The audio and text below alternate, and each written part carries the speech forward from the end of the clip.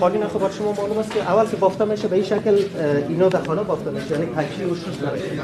ما اینجوری منطقه جور کردیم که وقتی اینا در خانه بافته میشه یعنی اینجا میز کنن بعد این پکی میشه، بعد این جایی که ما میبینیم شوش نمیشه، اونجا ذخیره ها هست.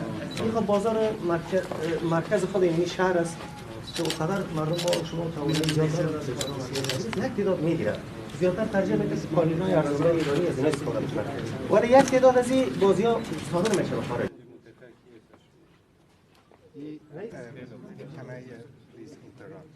We have done many projects in this area.